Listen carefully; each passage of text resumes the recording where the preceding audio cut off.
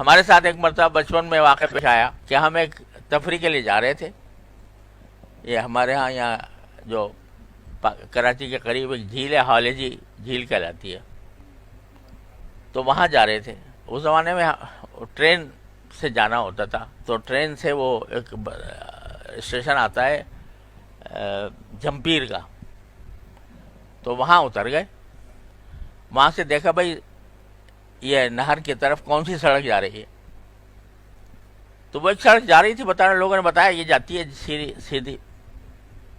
سیدھی جاتی ہے. سیدھی کا معنی مڑے گی توڑے گی لیکن پہنچا دے گی وہیں پر ہالجی میں.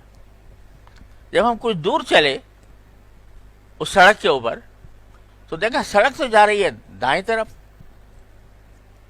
اور نہر نظر آ رہی ہے سامنے بائیں طرف اس سڑک سے ہٹ کر. تو ہم نے کہا یہ سڑک تو لمبی ہے، یہ اس لمبی سڑک پہ جائیں گے تو بہت دیر لگے گی پہنچنے میں، لہذا ہم کچے میں اتر گئے. وہ کچا جو سیدھا جہاں سے وہ نہر صاف نظر آ رہی تھی، کچے میں اتر گئے. اب اتر تو گئے اور نہر بھی قریب نظر آ رہی تھی. جب نہر کے قریب پہنچے تو دیکھا دلدل ہے، زبردست دلدل ہے. اس سے گزر کر نہر سامنے نظر آ رہی ہے، بیچ میں 100 میٹر کا فاصلہ ہوگا زیادہ سے زیادہ، لیکن دلدل زبردست، اس میں پاؤں جمانا مشکل. تو بڑی مصیبت.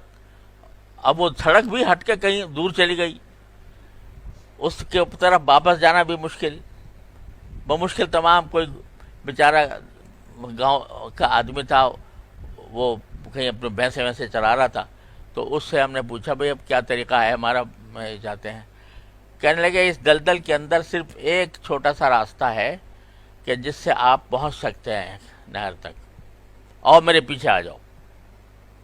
وہ ہمیں لے کر وہ ایک خاص جگہ پر پہنچا، دلدل کی ایک خاص جگہ پر. وہاں دلدل کم تھی، پاؤں تو پھر بھی دس رہے تھے لیکن کم تھی. تو اس نے ہاتھ پکڑ کے ہمیں لے جا کے وہاں پہنچا دیا نہر تک. تو سبق یہ ملا کہ جب صراط مستقیم سے ہٹے، وہ صراط مستقیم چاہے لمبی جا رہی ہو اور چاہے اس میں موڑ توڑ آ رہے ہوں، لیکن اگر اس سے ہٹے تو ہٹنے کا نتیجہ بالآخر گمراہی ہے. اور اس گمراہی جو ہے وہ عقل سے دور نہیں ہوگی، وہ کسی کے ہاتھ پکڑ کر لے جانے سے دور ہوگی.